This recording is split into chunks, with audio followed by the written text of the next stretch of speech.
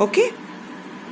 Next is Newton's law. Now we will focus on the 3 laws of motion given by Newton. Newton's first law states that a body will remain at rest or in motion. Which motion? Now the motion is uniform. This is mandatory.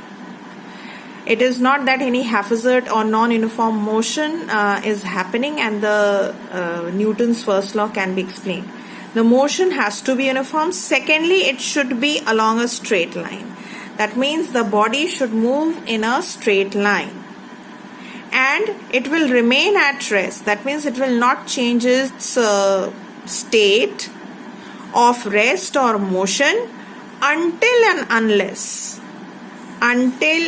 unless some external force is applied on it. That means if a ball is kept at rest on a table, it will remain over there until you try to move it. Similarly, when a ball is moving along a straight line, suppose, and it will come to stop, it will come to rest after some time. Now why? Even if you are not touching it, why is this happening? Because there is some external force between the ball and the surface on which it is moving, and that is the frictional force or the force of friction. That means if there is no force of friction, the ball will never stop. So this was explained by Newton's first law of motion. This concept also explained the concept of inertia. Inertia is the opposition or resistance offered by a body, and this resistance is offered because the body doesn't want to change its state. That means if a body is at rest, it will never want to come in motion. If the body is in motion, it never wants to come at rest. Okay, it will never want to change its state. And hence is defined as a body will remain at rest or in uniform motion along a straight line even if some external force is applied on it. So there is a very slight difference between the first law and the inertia definition. Okay? Inertia is the resistance offered by a body, and the resistance is what? Resistance is that it will never want to change its state. Okay? There are 2 types of inertia of rest and inertia of motion. When a body is initially at rest, that means, for example, passengers sitting in a bus and the bus starts suddenly. The passengers feel jerk. Why? Because the initial state of the bus is at rest. Okay? Bus is at rest. So what happens? It will oppose motion. And therefore, the passengers feel jerk, right? Similarly, if you dust off the carpet or you beat the carpet or any rag, then what happens? The dust particles fall off. Why? Because they were initially at rest and they don't want to come in motion, right? So they offer inertia of rest. On the other hand, inertia of motion comes into effect when the body is in motion initially and is brought to rest. So let us take this example that the bus is moving and suddenly brakes are applied. So initial condition of the bus is that it is in motion. So it will resist rest and the passengers will feel jerk. So these are the 2 types of inertia.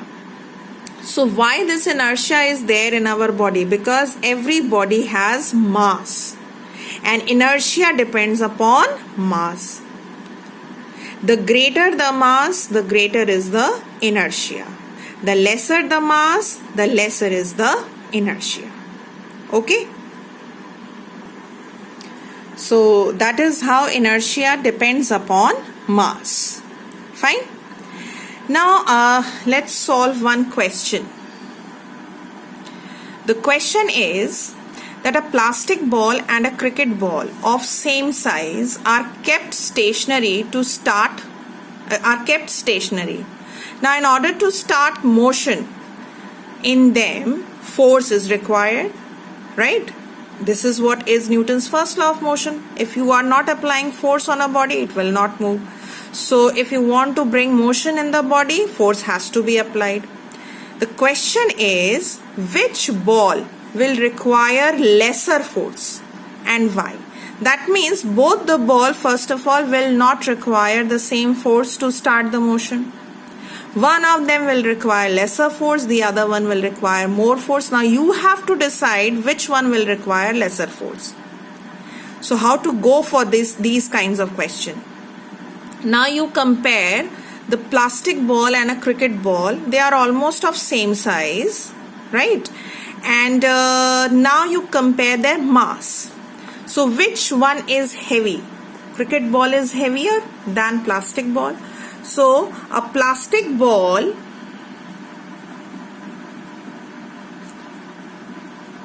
has less mass. So what about its inertia? Therefore, inertia will also be less, right? That means you will have to apply lesser force in the plastic ball to overcome inertia. Have you all understood? That means one has to apply lesser force in plastic ball to overcome inertia, and that's your answer.